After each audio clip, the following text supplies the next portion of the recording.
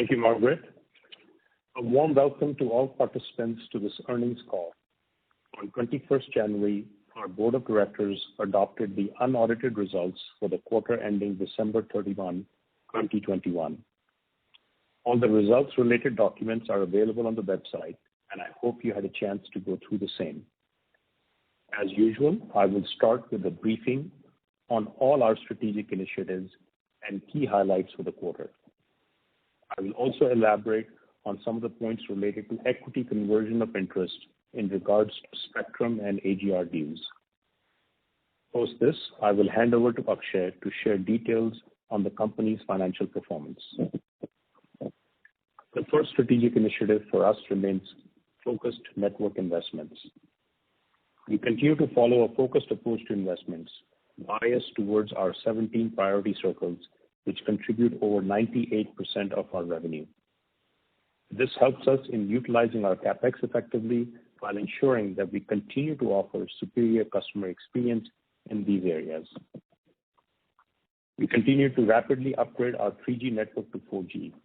We closed around 5,700 3G sites during this quarter, while we added around 4,000 4G FTTB sites, mainly through refarming of 2G and 3G spectrum. As a result, our broadband site count was marginally lower quarter on quarter by approximately 200 sites. During the quarter, we also invested in upgrading our core network and transmission network. The refarming of 3G spectrum to 4G on majority of sites in various circles has substantially enhanced the GigaNet 4G capacity in those cities. Our data capacity is now over 2.8 times compared to September 2018, just after the merger. Lee's 4G coverage has already crossed the benchmark of 1 billion Indians last year, which continues to expand. It remains our constant endeavor to be the best 4G network in the country. It gives me great pleasure to announce that we continue to lead the league tables on both data and voice for several months now. We continue to have top rankings on 4G download speeds in independent external reports. We have also had the highest rated voice quality in the country as per TRAI's MyCall app data for 12 out of the last 14 months. We continue to future-proof our network. We have the advantage of having latest 4G equipment and technologies which are capable of upgrade to 5G. We have the latest edge cloud deployment as well as the largest massive MIMO deployment in the country.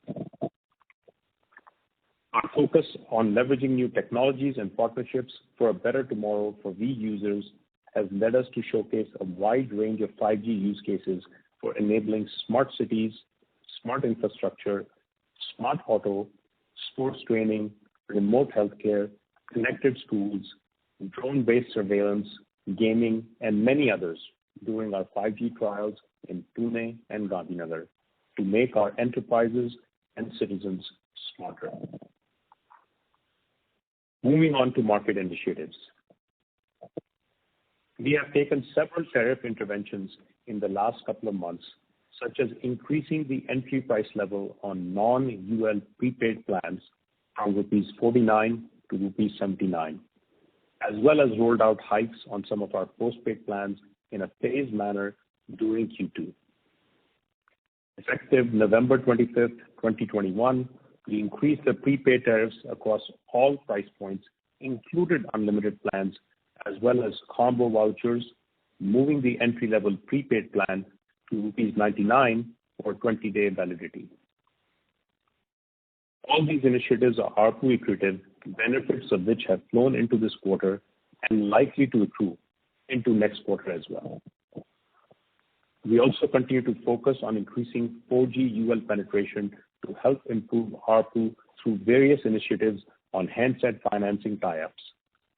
We are running multiple campaigns to incentivize our 2G handset customers upgrading to 4G devices by offering 100 rupee cashback on monthly charges of rupees 299 and over for the next 24 months to experience our 4G network. 0% EMI schemes on device financing and attractive offers on refurbished devices are also available. Now on to business services. This has always been a strength area for us owing to our long-standing relationship with our enterprise customers as well as our relationship with Vodafone Group. In line with our stated strategy of transformation from telco to techco, we are offering services beyond connectivity and becoming a preferred choice of partner for our customers in their digital journey. We are thus having incremental focus on new revenue streams and strengthening our propositions on IoT and cloud services. In the ongoing 5G trials, we have showcased in a first-of-a-kind manner in India a wide range of real-world enterprise use cases which could enable a better tomorrow for businesses. The use cases demonstrated include Industry 4.0, public safety in smart cities, smart healthcare, smart construction, emergency response using drones, improving sports coaching for high performance, and OTT in car, and driver safety monitoring in connected vehicles. The next strategic initiative is driving partnerships and digital revenue streams. One of our key focus areas is to grow our digital footprint through strategic digital and content partnerships. We have a very strong pipeline which will start to unfold over the next few months. In a recent initiative, we integrated D-Movies and TV app content with D-App to allow easier access without having to download multiple apps. With this integration, D users can watch movies, web series, over 400 live TV channels on the app. In line with our focus to offer the best entertainment service to our customers, we also recently launched music service on the app for our entire base. The service has been launched in partnership with Hungama Music. With this, we now offer 6 months of free premium ad-free music experience with ultimate downloads.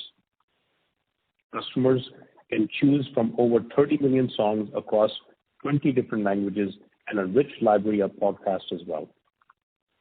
One of the key differentiating features of this service is weekly music concerts that customers can tune into on the app, which is going to be rolled out soon. Hungama Music is also integrated with the V app to offer easy access to our customers. We also have some very exciting propositions lined up in other categories like gaming, education, skilling, and health, which will be available on the V app as part of an integrated access. All these propositions should help us build our digital community, increasing customer stickiness. We also have a pipeline of projects to enable the monetization of this digital traffic.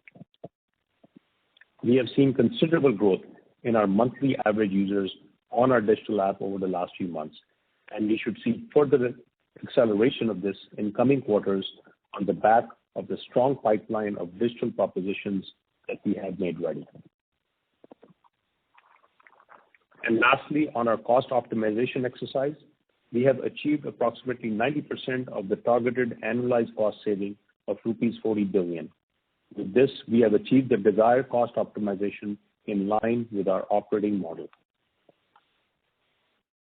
Moving on to other highlights for the quarter. Revenue for the quarter was rupees 97.2 billion, a quarter-on-quarter improvement of 3.3%, aided by several tariff hikes since July 2021. ARPU improved to rupees 115, up 5.2% quarter-on-quarter versus rupees 109 in quarter 2 FY22. The subscriber base declined to 247.2 million versus 253 million in Q2 FY22 because of these tariff interventions. However, the 4G subscriber base continues to grow with 800,000 customers added in Q3. 4G base now stands at 117 million. Data volumes are down 5% quarter-on-quarter, primarily due to rollback of promotional offers such as double data offering on certain packs. Lastly, let me talk about the reform package announced by the government and the recent announcement by us on equity conversion. The comprehensive telecom relief package announced by the Government of India was groundbreaking in many ways. Several of the financial, structural, and procedural reforms have started to lead to significant positive developments on ground. The reforms include deferral of AGR and spectrum dues by 4 years, clarity on AGR definition, reduction in bank guarantees, removal of penalty and reduction of interest for delay in payments of license fee and SEC. All these reforms are expected to provide long-term benefit to all operators. The reforms package and the implementation has been welcomed by all stakeholders, including banks and investors. We had opted for 4 years of deferment for both spectrum and AGR dues in October 2021. This will provide us liquidity support and direct the cash flow generation towards CapEx investment and business growth. DoT has also provided a one-time opportunity to exercise the option for upfront equity conversion of interest arising from deferment of spectrum installments and AGR dues. Our Board of Directors on 10th January 2022 approved the conversion of the full amount of interest related to spectrum auction installments and AGR dues into equity. The conversion of this DoT debt into equity will reduce the overall debt of the company. The net present value of this interest is around rupees 16,000 crores, as per the company's best estimate. The detailed working of the NPV of the interest on spectrum and AGR dues have been shared with DoT and is subject to change based on the conclusion of our discussion and final confirmation by the DoT. The equity shares will be issued to the government on a preferential basis. The relevant date for pricing is 14th August 2021, as communicated by the DoT. Following conversion, the government will likely hold around 35.8% stake, while both the promoters will jointly hold 46.3%. The equity shares will be issued post-confirmation of the final amount, as well as some procedural clarifications by DoT. We believe the entire exercise will be completed in the coming months, post which the shares will be allocated through the statutory undertaking of the Unit Trust of India on behalf of the Government of India.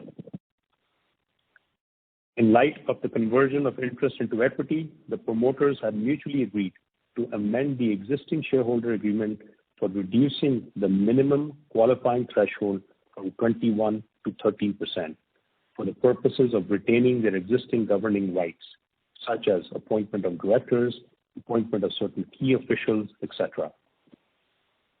This amendment to the Articles of Association shall be subject to the approval of the shareholders in general meeting. All these reforms are seen very positively by the investors, as these announcements have provided clarity on government's intent to maintain a healthy market structure. These announcements and the subsequent action for actual implementation have brought the much needed clarity to the way the government is looking at the telecom industry's revival. Government has also clarified that post-conversion of interest into equity, these companies will continue to run as professionally run private companies. We believe all these developments will be helpful in our ongoing discussions of funding. We have seen renewed interest from investors. We will make suitable disclosures on the fundraising as appropriate, and we target to conclude this exercise during this fiscal year. With that, I hand over to Akshay, who will share the financial highlights for the quarter. Thanks, Ravinder. A very good afternoon to participants from India and a good morning or evening as applicable to overseas participants. As Ravinder mentioned, revenue for the quarter improved by 3.3% compared to last quarter, aided by tariff interventions over the last few months. Adjusted for Ind AS 116 impact, EBITDA was rupees 16.2 billion for the quarter. This was higher by rupees 2.1 billion compared to Q2 EBITDA of rupees 14.1 billion, adjusted for one-off of rupees 1.5 billion. on account of higher revenue and incremental cost optimization, which was partially offset by higher marketing spends during the quarter. CapEx spend was rupees 10.5 billion in this quarter. With this, 9 months FY22 CapEx stands at rupees 32.8 billion. The gross debt as of December 31, 2021 was rupees 1989.8 billion, comprising of deferred spectrum payment obligations of 1,113 billion, AGR liability of rupees 646.2 billion that are due to the government, and debt from banks and financial institutions of rupees 230.6 billion. The cash and cash equivalents were at rupees 15 billion. As a result, net debt at the end of the quarter stood at rupees 1,974.8 billion. As covered by Ravinder in his opening remarks, the government reforms package has been a significant positive development. We have opted for the deferment of spectrum and AGR dues payable over the next 4 years, as well as for conversion of the interest arising from such deferment into equity. The net present value of this interest is around rupees 160 billion as per company's best estimate. Post conversion of interest into equity, the net debt will go down to the extent of the interest converted into equity. The accounting treatment of this will be done once the shares are issued to the government. We therefore have no government dues payable over the next 4 years towards spectrum and AGR, except for spectrum installments pertaining to March 2021 auctions, which will start in FY24. We continue to repay our other debts to banks and financial institutions as they fall due. The deferment of government dues provides the needed liquidity to enable us to make further capex investments. Additionally, we are in discussion with banks and investors for debt and equity funding for further investments. With this, I hand over the call back to Margaret and open the floor for questions. Thank you very much. We will now begin the question and answer session. Anyone who wishes to ask a question may press star and 1 on the touchtone telephone. If you wish to remove yourself from the question queue, you may press star and 2. Participants are requested to use handsets while asking a question. Anyone who would like to ask a question, please press star and 1 at this time. Ladies and gentlemen, we will wait for a moment while the question queue assembles.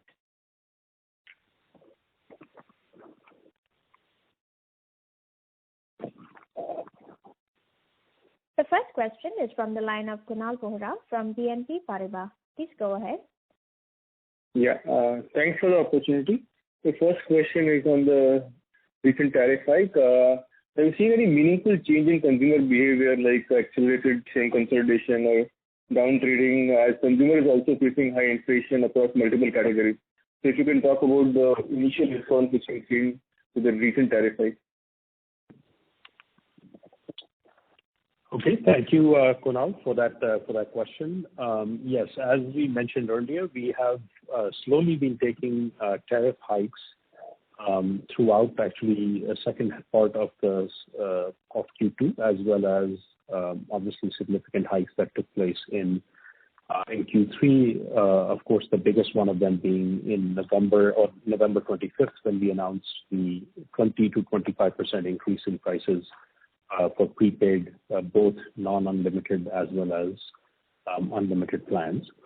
So as we would normally expect in any price increase to take place, first of all, 2-3 things happen. One, which is the recharges. Obviously, people wait to see what other announcements potentially will happen, or is this going to be an industry-wide increase, or whether it will be related only to one particular operator. And as we saw that the increase took place across the industry. So generally what we see is recharges slow down a little bit for a few days, and then they start to pick up again. And of course, we saw that part taking place. We also see a phenomenon of SIM consolidation. This usually takes place in low-end subscriber base, mostly non-UL subscriber base, but sometimes you see in other categories as well, that those consolidations start to take place, which basically means that people who have multiple SIMs either decide now it is too expensive for me to continue to recharge multiple SIMs and they make a choice, or they hold off on their recharges for a period of time. And certainly we saw some of that as well. As I mentioned, some of our subscriber losses very much can be attributed to this price increase. Generally speaking, on the consolidation, as you said, of tariff or actually of usage, we don't see any particular big impact on that, predominantly because I think, first of all, the prices are still quite affordable compared to share of wallet. Every now and then on certain price plans, you see some sensitivities where a customer may downgrade from a 2 GB plan to a 1.5 GB per day plan or something like that, but those are very small and fewer. But most of the usage continues. Any consolidation is usually taking place on dual SIM, low-end type of subscribers. Sure. Just continuing on that question, what's the extent of revenue increase you expect from the recent tariff hike? And should we expect mostly the entire amount to reflect in fourth quarter? And do you see a possibility of another prepaid tariff hike in this year, 22? Obviously this tariff hike has pretty much only had 1 month, which is the month of December, and even if you think about how the recharge cycle works, in reality it's even less than a month, because anybody who had recharged a month before, they would come up for renewal only in the middle of the month and so on. So it's not even had a full, I would say, month of input. So obviously a significant amount of impact will also come hopefully in the next quarter as well. So we will see that rollover taking place. Now, in regards to specifically your question around whether we see the full amount, obviously time will tell, and we'll have to observe and see how that goes. But generally, the price increase, if it takes place across industry, which it has, and at the same time takes place across all price plans, which it has as well, generally we tend to see that most of it will eventually end up flowing through the entire base. And as I said, we expect that to take place in Q4, although for longer validity plans, you can imagine maybe there will be some impact in potentially in Q1 of next year as well. But we certainly expect this to flow mostly through in the Q4 time frame. Then specifically to your question about price increases, I think we have to, these price increases are quite a significant impact and an effort, not only for the industry, but for consumers as well. So to some extent, those have to be done in an appropriate manner, because it creates a lot of movement in the industry for the retailers as well as for consumers. So we would expect that it's possible that there could be another price hike in 2022, but certainly, at some point a price hike will take place. This last one that took place was almost 2 years later, which I believe is a bit too long. So we certainly would expect less than 2 years. But in 2022, we will have to wait and see how quickly these prices get embedded. But probably, potentially, it could be in 23 as well. Yeah. Thanks. That's my second and last question is, if you can share thoughts on 4G subscriber additions of year for the industry and for Vodafone Idea. Would the higher tariff become a barrier for remaining 2G customers to upgrade to 4G? No, I think generally speaking, what we are seeing is as the price increases have taken place, 4G continues to grow, and we had a growth in 4G customer base as well. I think generally speaking, when a customer acquires a 4G phone and has a smartphone, which are, depending on the price points, it could be somewhere, around 8,000, 10,000, and of course the prices can continue to go up. I think a service incremental payment of 100 rupees, or even in some cases maybe even less, is not necessarily the biggest barrier in the customer. Let's say saying that they don't want 4G service even though they have acquired a handset. But of course, we also have done, Kunal, as you may be aware, we have had several plans going where we can even make the handset upgrade part a lot easier for customers, whether it is through the EMI options that we offer on several handsets, both new as well as used. But at the same time, we also offer now a 100 rupee discount on any price plans above 299 for 24 months, where a customer can get discount on their recharges when they upgrade from a 2G to a 4G device. So we are also trying to help them any way that we can in moving up the value chain there. Sorry, I should go ahead. Yeah, Kunal, if I may just add, my personal belief is that the affordability of 4G services is not really an issue. It will basically boil down to, as the proliferation of digital services happens in the country, which for a large segment of the population has happened, but this continues to proliferate. And people just have to find that this service is useful for them and they want to consume this service. I don't think 100 rupees additional spend for consuming the services for the utility brings is going to be an issue around affordability. It is more an issue around relevance. And as we are saying, over a period of time, relevance is bound to increase. So that's the way I would describe it.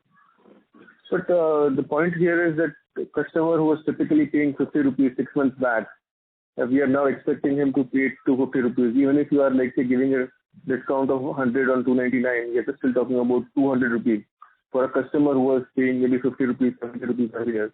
So do you believe that you can still continue to see the same pace of upgrades as you've seen in the past? Kunal, I think the question is being answered, which is, again, we don't see a 50 rupee customer who is, let's say, non-UL customer, voice-only customer. Generally, they are, when they move to 4G, they don't necessarily, first of all, go for the high-end plans. They start off with maybe starting packs for 4G.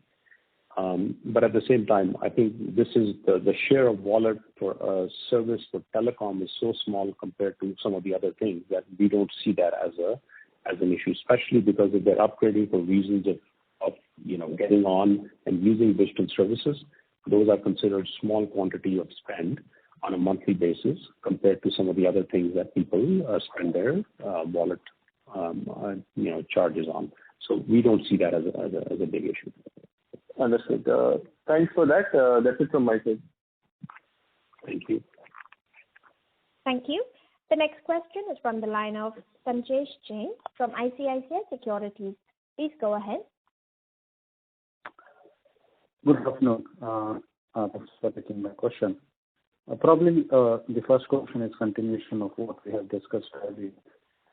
It looks like on the 2G base pack, the affordability is really a challenge. If I go to, say, pre-Jio era, the base 2G sachet pack was ₹5. And today we are at least 29. So we have taken close to a 20x increase in the starting price for 2G pack for somebody to remain on a network. That's quite a bit of inflation there.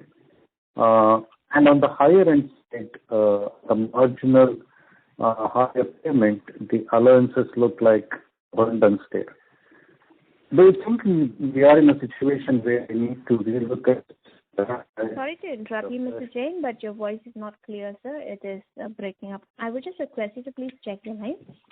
And if you can come on the handset mode. I'm on handset mode. Can you hear me now? This is better, sir. Please repeat your question. Sorry about that. Okay. So I was talking on the 2G base pack affordability, which has gone up to 99 rupees from 5 rupees, 90x term. While the marginal cost, the higher end premium customer who also have ability to pay are enjoying abundance of allowances. Now that's look quite an anomaly, and that also in a way the ability to monetize the people who can pay. We are keeping affordable the people who have the ability to pay. We are making them expensive. Now, do you think we are in a stage today where we need to relook the entire pricing structure afresh? Sanjesh, in the sense of increasing the overall, let's say, pricing or let's say creating a situation where somehow affordability of telecom services is in question, I don't think that is the case at all. We've talked about this before. If you go back 5 years ago, the ARPUs in the country were north of 200 rupees. And we are looking at not even adjusting for inflation or time value of money. We are looking at ARPUs in the industry which are today less than 150 rupees. So in the sense that people are paying, overall, people are paying significantly lower than what they used to just a few years ago compared to where they are. So I don't think, during this period of time, if you think about share of telecom spend from the wallet has reduced significantly. And we don't believe that for a very, very critical and important essential service like 2G connectivity for voice, and being able to connect and be able to receive phone calls and so on, I think the 99 rupee charge is too prohibitive. Again, we don't see a situation where people are walking away from the category at all. What we do, of course, see is people make choices to say that if there is some consolidation to be done, then that, of course, will happen, and that will continue to happen. We see that as a trend, especially as we expect the prices in the future hopefully will go up further. In regards to the bundles and allowances for high-end plans, I think we have mentioned in the prior time frames that yes, the way the pricing tables are set up today, and unfortunately in the industry they're set up in that way, is that as the usage and consumption goes up on a particular price plan, the amount of headroom that you have is quite significant.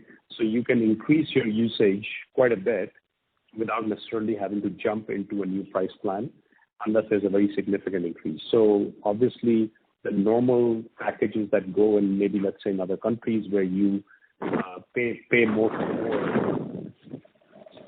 for more are not necessarily easily achieved through this.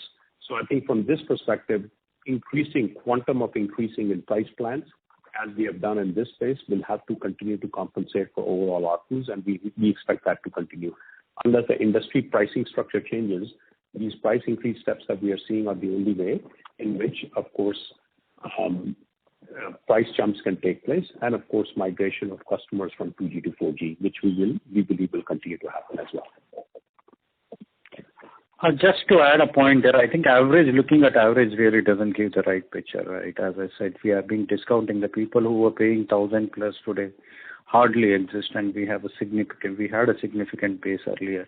I think averaging is something I don't think I'm really looking at as a affordability perspective. It really is not giving me the picture. For me, affordability is can the bottom 100, 200 million people, are the cost for them gone up? And my answer, at least prima facie look, yes, it has gone up significantly. So as a percentage of GDP, it makes sense when I start looking at in terms of category.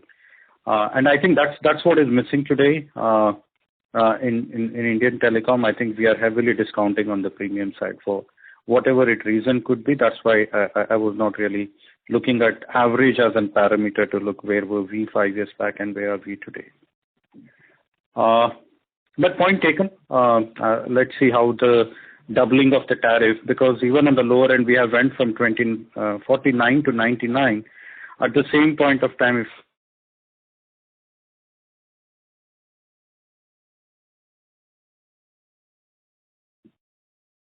Hello. Mr. Jain, we cannot hear you, sir. We seem to have lost the audio from his end. So we'll move to the next question, which is from the line of Peter Milliken from Deutsche Bank. Please go ahead. Yes, good afternoon, and thanks for the call. My question is just a simple one, and that is on the interest that you will save from the AGR and in spectrum dues. Can you tell me what the annual interest payment is that you will not now have to pay? Let me take that, Ravinder. You see, it's like this. You're talking about the conversion of interest or conversion of debt to equity. Mm-hmm. Yes. So let's just put it very simply speaking, if the amount of debt which is getting converted to equity is about 16,000 crores, which is the best estimate we have today, the reduction in interest will be about 1,600 crores per year. That's a very rough figure. But generally, these DOT payments have been converted to equal annual installments. So really speaking, you will not see a difference in interest and principal. They are not segregated generally. So the way to look at it is that it will have an impact on the annual installment, which will apply after the moratorium period. However, from a P&L charge perspective, the interest charged to P&L should reduce by about 1,600 crores per year. Does that answer your question? That's brilliant. Very clearly. Thank you very much. Thank you. The next question is from the line of Vivek Anand S. from Ambit. Please go ahead. Hello. Thank you very much for the opportunity. I had two questions. So one of them, now that our quality of service is improving given the additional capacity that we have created due to refarming of 3G spectrum, why is it that our 4G additions are still somewhat anemic? Is it something to do with the market itself, or are we not investing enough in branding? What is the missing link? I'm just not able to relate the opening comments that you made where your network quality is clearly improving due to additional capacity being made available and the 4G subscriber addition. So that's question one. The second question is with respect to the rationalization of bank guarantees against license fees and other levies. Now, this reduction in bank guarantees, has the government returned the bank guarantees to you? If so, how much is the return of bank guarantee that has happened, and how much money can you borrow in lieu of these bank guarantees that have been returned? Thank you. Thank you, Vivek. Let me take the first question, and then I will ask Akshay to talk about the bank guarantees which have been returned. So, Vivek, on the quality of service part, absolutely, the quality of service is improving. It's continued to be good, and our customers continue to enjoy a very good quality of service. I think on the 4G part, I would say that this quarter, of course, anytime you have, as you mentioned before, you have price increases, and we have taken significant price increases that we talked about earlier throughout later part of Q2 as well as in Q3 throughout. That has an impact on SIM consolidation and subscriber losses, and we saw some of that in 4G, but also bulk of it is obviously all in non-UL plans. But as a result, still we were able to grow our 4G base. We expect the 4G base to continue to grow, and certainly I would not call the 4G base growth as anemic.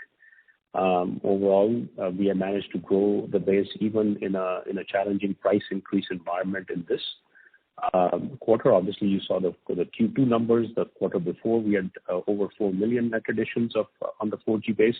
So I don't think that is the case. Probably part of the difference in our case is coming on the basis that we have a coverage gap on 4G. So clearly, our coverage is different than our competitors, and maybe part of the reason why we see some gap is because of that coverage difference, which is our intent as part of our capital and fundraising is to actually close that gap in coverage, which I think will also give us a boost there. But within the geographies and the areas that we are, we see a robust improvement in the 4G subscriber base. Akshay, on to you for the bank guarantees. So Vivek, the total bank guarantees which we expect to receive from the government is about 170 billion. Out of this, about 20 billion are coming from the license fee and license-related bank guarantees. These have started getting returned, and a large chunk of this amount has already been received by us, and this process is going on because this is distributed across 22 circles, so it is taking a bit of processing time. But I would say more than 50% of these bank guarantees have already been returned.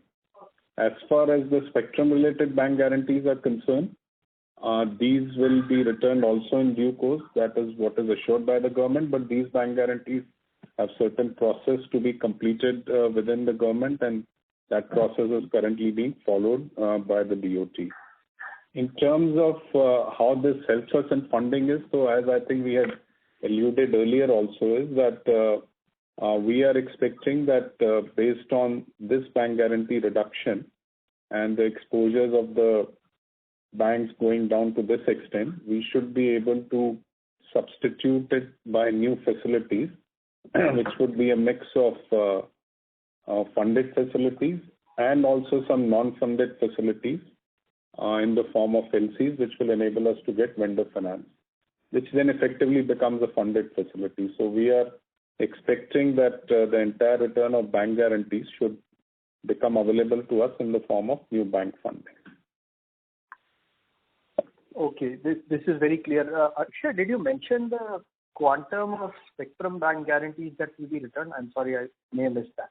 So the total is about 170 billion, out of which 20 billion is license related and about 15, a little less than 15, 150 billion, is relating to spectrum. Okay, understood. Ravinder, just one small follow-up. You said that the operating environment was challenging due to the price hike. So are you saying that the 4G smartphone addition was muted for the industry on the whole as well because of this price? Well, I mean, I can't say specifically for industry figures because I think for Q3 some of those are not quite out yet. But generally, I would imagine that given any time that there is, price increases, SIM consolidation takes place. As we said, SIM consolidation takes place not only on low-end devices, which of course it does in predominant cases, but in some cases also takes place on 4G devices. So obviously, if you have 4G devices which have multiple SIMs or using multiple connections, then sometimes those get consolidated as well. So there would be some impact, I would imagine, on the industry as well. And of course, there has partly been slightly slower growth in 4G devices anyway because of the chip shortage and prices are going up as well. But generally speaking, I would say that this has been because of the price increase that takes place and some amount of SIM consolidation as a result of that price increase. Right. And effectively, you're ruling out the impact of the cashback and the handset financing offers that your competition came out with during the current quarter, right? Is that interpretation correct, that it was not a major factor in 4G addition this quarter? No, we see no impact of that at all on any of those type of offers. Okay. Thank you very much and all the best. Thank you. Thank you. The next question is from the line of Sanjesh Jain from ICICI Securities. Please go ahead. Yeah, sorry, I think I dropped off previously. Ravinder, continuing on your observation on average blended tariff being lower, my whole point is that I think average doesn't represent the lower end of the customer where we are talking about affordability. But yes, do you think there could be a risk that some of the 4G customer, and have you seen any sign now that it's been 2 months and we have doubled the pricing while on the 4G the pricing is still much more benign? Do you think a risk could exist where we can see some exit permanently because of affordability on 2G side? Are we seeing any sign over there like that? Yeah, Sanjesh, welcome back. I think, to your question, you're right. To some extent, I think averaging obviously sometimes simplifies. I was just explaining that on the basis that that's how, in a bigger trend, if you look at the industry, obviously you get a view of the overall affordability.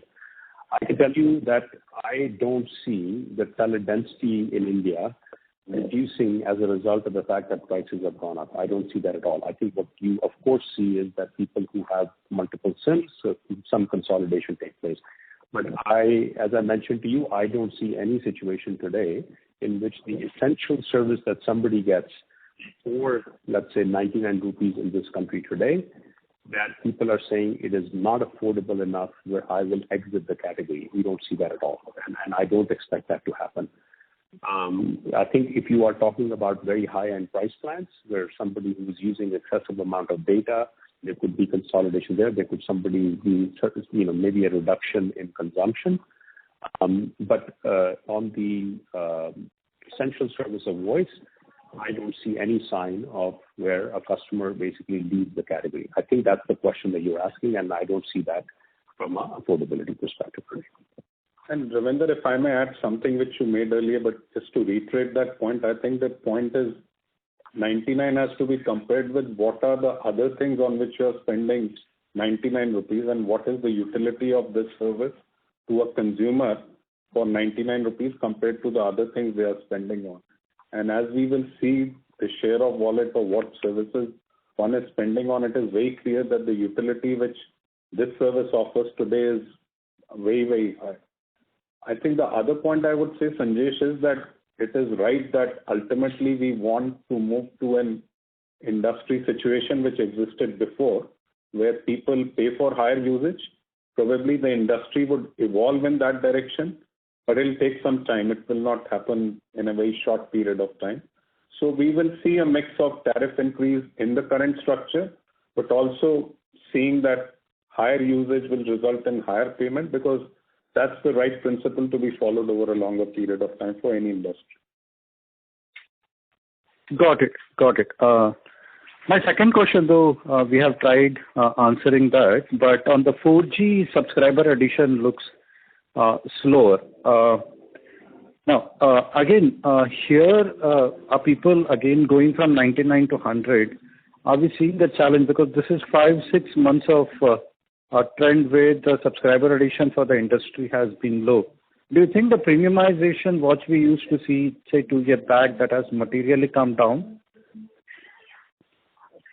So, Sanjesh, I think we had an earlier question from Vivek earlier on the same topic, but let me just quickly reiterate. I think, again, if a person has acquired a 5G or a 4G handset and is spent that money, I think we don't see the service part, which is the subscription service part, to be the barrier of entry for paying more or not being able to upgrade. Maybe some consolidation, but we don't see that as the issue at all, especially because, again, the utility that it provides and the reason why you go and connect to digital services is much more compared to the pricing that you would have in the market today, because we believe the pricing is actually quite low.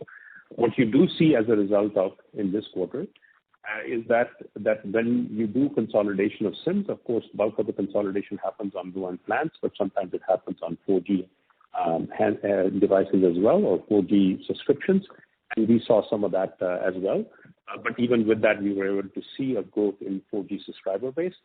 As in earlier months that you talked about in Q2, we had over more than 4 million subscriber additions on 4G, which is again a positive trend. So overall, we don't see a demand of 4G going up going forward as well. I think price increase, just generally you see a little bit of a hiccup in the quarter that you do it in on a short period of time, but we don't see overall demand in 4G slowing down again as a result of this price increase.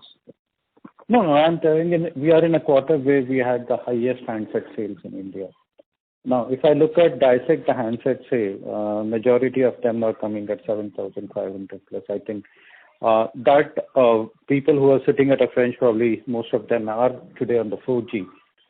My concern is that I was anticipating lower end smartphone to accelerate. That's where the entry level feature phone to smartphone would be happening. I think that trend is not picking up. That lower end entry level smartphone acceleration is actually not happening, and most of the smartphone sales in India is $100 plus. Now that's a data point that again concerns me, that the entry level smartphone sales being slower tells that the transition from 2G to 4G, whether it's affordability on the handset side or affordability from the services side, clearly doesn't look like so affordable to the next 200 million whom we are now targeting to shift to 4G. Yes, you said it yourself. The number of handset sales have gone up, so clearly the challenge is not an acquisition of handset sales. So I'm not really sure how I can see that the answer. The price points itself, you're right. The average selling point is going up by a little bit, but again, I don't think that in the demand side that is creating a big. Got it. The other point on the customer engagement, I think on the voice side, we have been declining consistently, and it looks like it's not stabilizing both on the total minutes and minutes per customer. So engagement clearly is not something we are encouraged with. And the second on the data, again, it concerns me a lot. It's just not Vodafone who has seen decline. I think Jio also had a sudden deceleration in the data consumption, and we are talking in a quarter where IPL was there and everybody tried to push the IPL packs along with the total pack. Do you think we are hitting a saturation in the data consumed per user in the industry?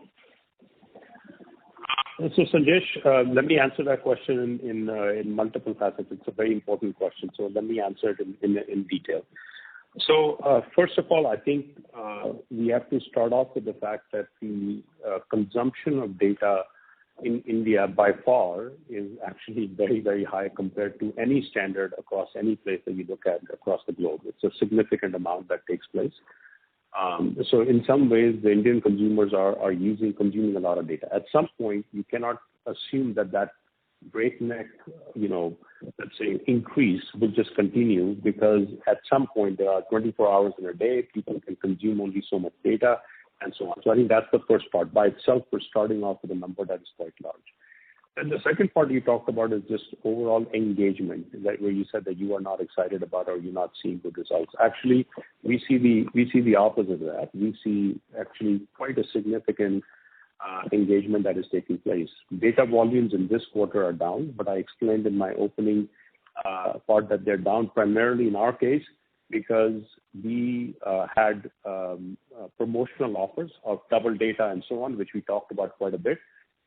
Obviously, in the context of a price increase that we were going to take and other tariff interventions that we were doing, it made sense for us to withdraw that, and at least we saw a result directly of that, where the data consumption went down on those particular promotions that were taking place. We didn't see any other decrease otherwise within the consumers. Also, we had a significant growth. Q2 was a very large, on a year-on-year basis, we see a big number increase. Q2, we saw a very strong increase in data consumption that was taking place. And that, of course, again, I don't see that engagement from the customers dropping at all. So I'm not quite sure about that part. On the voice minute parts, there is, of course, a drop there as well. Some of it is going, if you have a situation where you are seeing SIM consolidation starting to take place in the industry, and as we said, most of the SIM consolidation, while some of it takes place on 4G, a lot of it takes place on voice customers as well. And as a result, there is some shrinkage that we see. Also, of course, there's a industry trend of migration to OTT for voice minutes and so on, which is a smaller trend, but it does contribute to some of that. So I would say that the engagement is actually quite strong. And by the way, the last part of engagement, which is also very important, is we are seeing a huge engagement increase started to take place on the digital side. So strong monthly active user increases that are starting to take place. 50% of our recharges are now taking place digitally. People are spending more and more time on our digital assets and properties. And maybe, in the future, we'll talk a little bit more about that as the trend that we're seeing. So we don't see an engagement reduction at all. But what we see is more and more engagement through this essential service and overall a positive behavior by the consumers. No, because data, I got your point. You told, I picked up earlier when you said that you have cut off some of the alliances. But I'm telling you, when the competition is seen slow down, and for me, that also means that why are everybody so much rushing towards deploying the 5G from the B2C perspective? I cannot imagine today any other big use cases for B2C category for the mobile users, but for a higher and a better speed, and if 4G and decongestion of the 4G network. So why is a rush for the 5G in the case, assuming that we saturate data usage at the level we are today? So Sanjesh, on the I obviously can't comment on what happens in other networks in my competitor's network. Obviously, I don't have any insight into that. I can only comment about what we saw. On the 5G side, I think you are saying rush for that. I don't see a rush for that. Every time the auction has taken place, it has not. Nobody has participated. So the rush part, I am not seeing that the rush that you are suggesting. I agree with you that the use cases for 5G will have to emerge. We have showcased several use cases from the test frequencies that we've got. These are all use cases that are possible, but of course will take time to develop and for consumers to adopt. Today, the use case for 5G across the globe, for the most part for consumers, is really around building more capacity. And there's, of course, a little bit of speed involved as well. But really, it is really more for adding capacity when you have congestion on the 4G side, which, of course, is not as much of a challenge in India today. So I would tend to agree with you, but I'm not sure that the rush that you are talking about for 5G actually exists as you have stated. No, because we haven't seen any C-band auction yet. In which case, it looks like at least government is trying to push the 5G adoption in India. Just one last bit from my side. We have done multiple trials now on 5G. So what is your initial thought on 5G? How well can it get integrated with your existing network, and the requirement of fiber? Do you really see that as a big game changer in the 5G rollout? So, first of all, in terms of upgrading the network to 5G, we don't see that as a challenge at all. As I mentioned before, our network has the latest 4G technology, and most of the time when we put the latest 4G technologies, many of those come already ready to be upgraded to 5G. So there's the easy upgrades that take place. Most of them are in software upgrades that take place. Also, we have deployed several of the 5G technologies within our network. So Massive MIMO is a very good example of a key 5G radio technology that we are the one that have already deployed that at a massive scale within India. So from that perspective, we find ourselves much more ready potentially compared to other players. Now, in terms of the use cases itself, as I said, we have showcased several use cases to the various government officials from the test frequencies that we have done. I think those use cases are imminently possible. The question is really where does the demand come in for those, and of course how that rollout takes place. On the fiber side, we expect also the E-band and V-band frequencies to be auctioned off. I think in India, clearly, the backhauling will be done with a mix of fiber as well as the E-band and V-band spectrums that will be handed out, and I think it will be a combination of both of those things. I don't think that fiber will come in as quickly to every site, every location in a manner. So some of those frequencies will be quite critical as well, which is certainly as part of the discussions and the consultation that TRAI is doing. Those are within scope, and we expect those to be considered as part of bundled into the 5G spectrum. So if I understand it, on the fiber side, you're telling if E-band and V-band are allocated along with the 5G, you don't see fiber to be a big advantage for anybody, or not having fiber as a big disadvantage to anybody. In the current premises, the E-band, V-band options, which they take place along with the 5G spectrum, I think should be a reasonable enough place to start. In any case, if 5G starts off from inside to outside, meaning it starts from more denser areas and it goes outside, there is already sufficient fiber in the industry anyway in those areas. So I don't see that as a big immediate challenge. That's great. Thanks, Ravinder, for answering all the questions patiently and explaining it in detail. Best of luck for the coming quarters. Thank you. The next question is from the line of Piyush Chaudhary from HSBC. Please go ahead.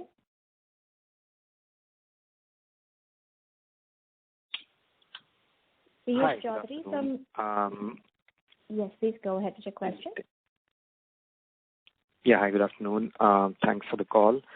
Most of my questions are answered, just a couple of them. Firstly, in your 17 priority circles, could you talk a little bit more about your network coverage objectives and how is the discussion with vendors proceeding to enhance your network investment, if any? And secondly, as promoter group stake is going down, are you witnessing any concern from vendor partners or, potentially increase in churn among employees? What steps are taken to address those concerns and retain talent within the company? Thank you.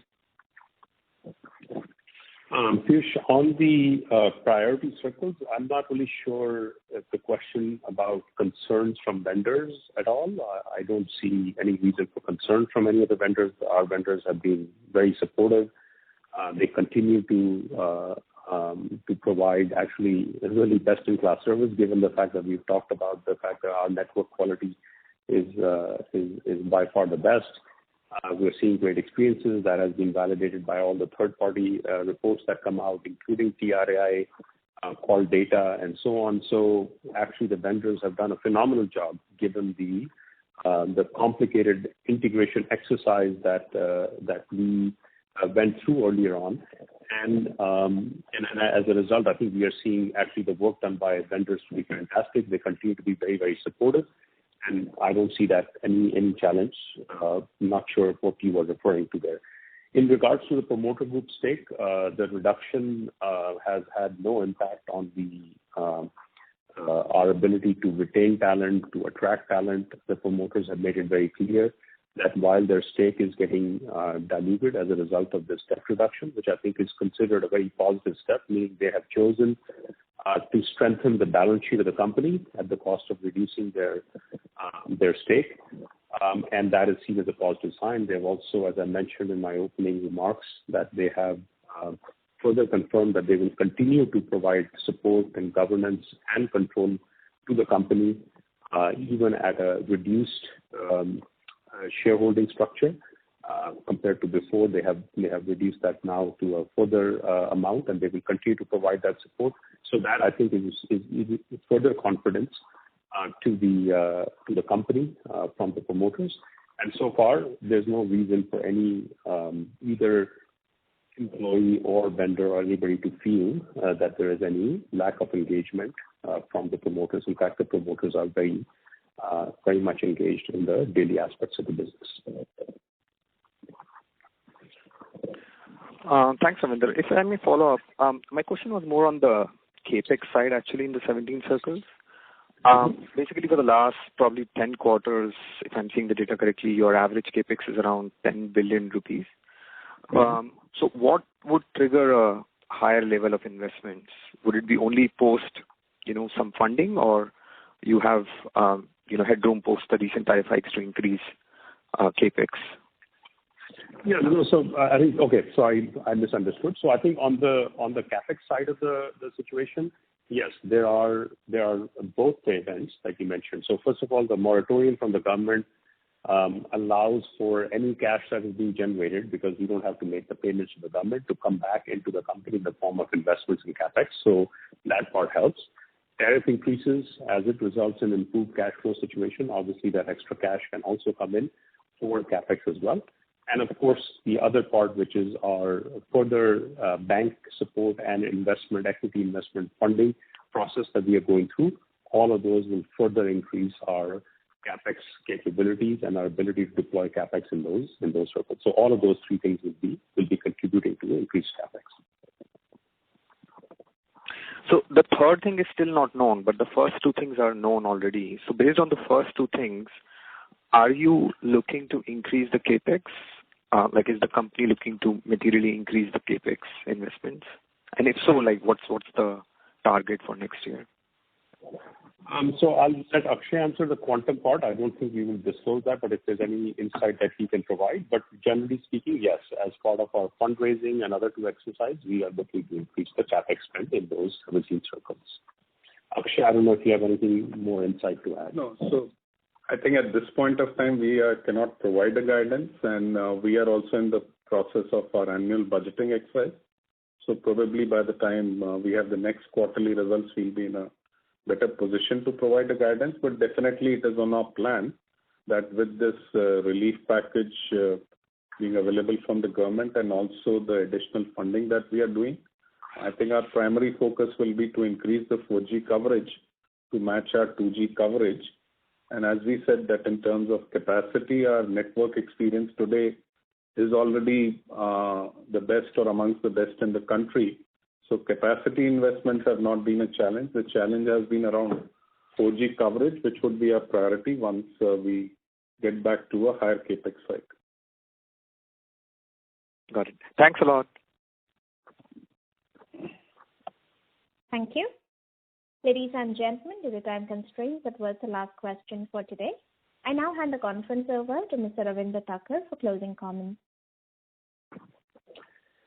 Thank you, Margaret. Following the announcement of the government reform package, we believe the industry is on the path of recovery. The recent tariff hikes will go a long way in alleviating the sector woes and improving overall profitability. The significant liquidity provided by the government reform package and the recent tariff hikes will enable VIL to make more network investments and compete more effectively from a position of strength.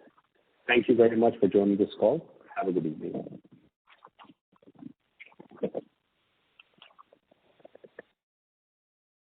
Thank you. On behalf of